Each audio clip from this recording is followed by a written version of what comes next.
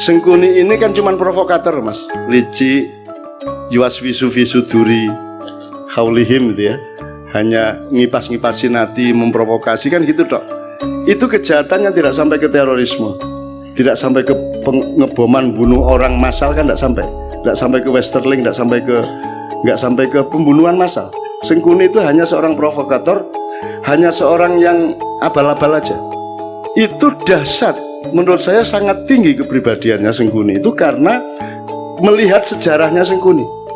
Sengkuni itu singkat kata, karena suatu hal seluruh keluarganya, bapak, ibunya dan saudaranya 100 orang dipenjara oleh Prabu Destoroto yang mengawini kakaknya Sengkuni ya. Dan setiap orang yang dipenjara dari 102 orang itu hanya dikasih sebutir nasi untuk makan sehari. Tidak mungkin mereka bisa bertahan hidup.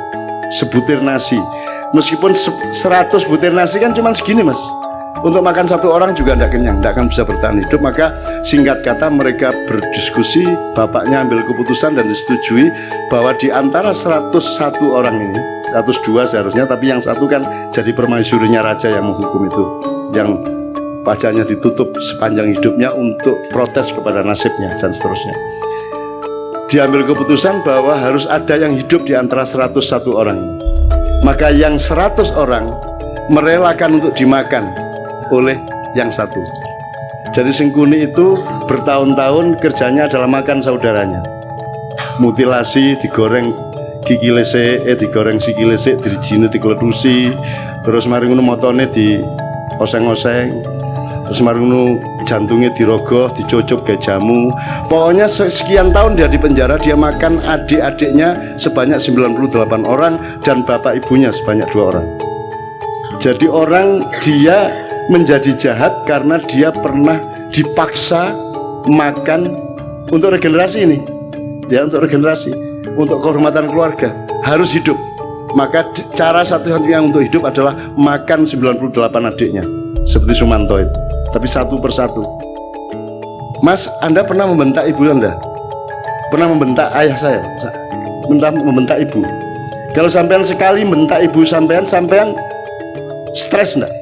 Bisa enggak tidur tenang Anda? Merasa bersalahnya luar biasa, baru membentak ibu.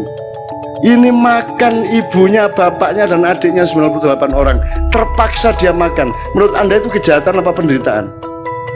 Penderitaan. Dan orang yang menderita harus makan saudaranya sendiri segitu banyak dan bapak ibunya, kemudian hanya menjadi seorang provokator, hanya menjadi seorang yang licik. Itu hebat enggak dia?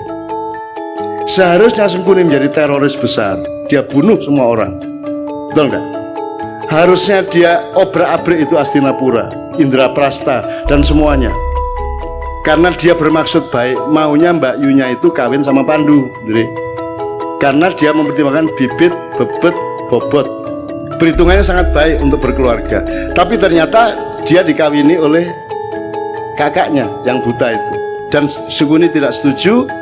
Kemudian tapi karena sudah keputusan bapaknya dan keluarga, akhirnya dia tetap setia mengawal Mbak Yunya menjadi permaisuri kerajaan Astinapura. Kerajaan Astinapura ini rajanya akhirnya tahu bahwa sebelum kawin sama dia, dulu Mbak Yunya ini dikawinin sama kambing. Kemudian begitu kawin, kambingnya dibunuh, disembelih. Kenapa dikawinkan sama kambing? Karena menurut perhitungan primbon, neptunya tidak cocok antara Mbak Yunya dengan suaminya. Untuk membatalkan hitungan angka tadi ya, weton tadi, maka dia dijadikan janda, menjadi lain lagi hitungannya, menjadi sah, enggak apa-apa secara ilmu kriptologi namanya ya. Oke. Nah marahlah suaminya, loh ternyata saya ini kawin sama janda kambing.